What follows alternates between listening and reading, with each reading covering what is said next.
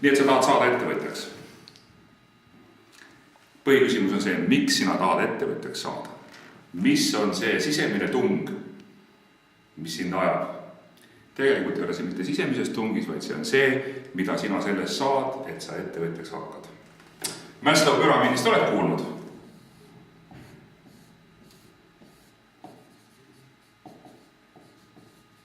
Siin pidi olema mis eneseteostus ja siin pidi olema mis baasvajadused. Sellel on motivatsiooniga väga vähe pistmist, unusta ära. Motivatsiooniga on väga lihtne. Motivatsioonipast on selline.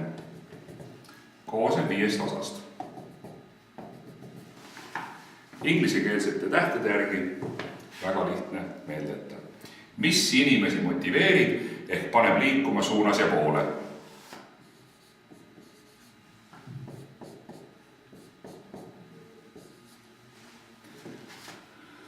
Võite ära arvata, need on inglisekeelsed algustähed mingitele sõnadele.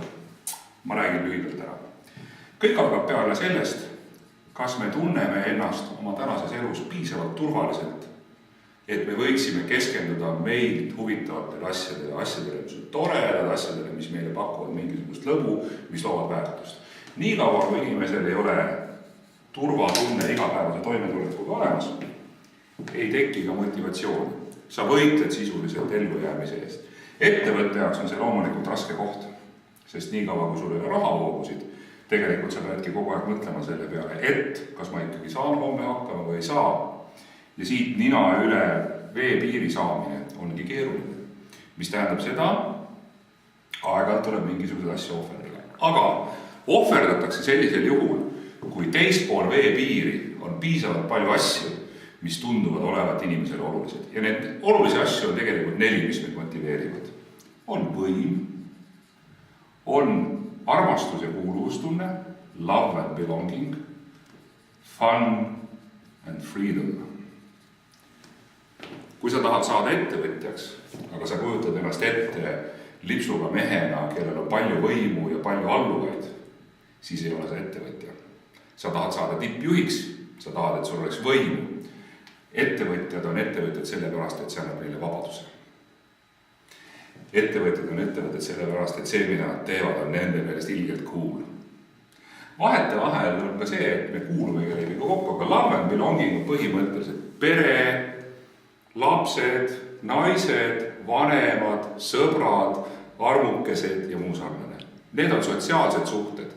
Ma kuulun kuhugi, mis on minu jaoks oluline ja inimesed teevad oma elus kõik asjad selle nimel, et saada midagi siit. Ja mis muide teeb asja väga lihtsaks, kui sa hakkad kokku panema oma meeskonda, siis 3 minuti jooksul, kui sa inimesega räägid, kui sa talle peale vaatad, on võimalik aru saada, mis tegelikult seda inimest kõige rohkem motiveerib. Kas ta tahab võimu, kas ta tahab, et oleks palju pulli ja silmaring laieneks, kas ta ajab taga vabadust või tahab kuuluda kuhugi, kus on hea olla. Tavaliselt on inimesel 1 või 2 suurt motivaatorit, mis teda panevad liikuma. Ja nüüd arva ära, milline nendest 4 on mulle kõige olulisem motivaator.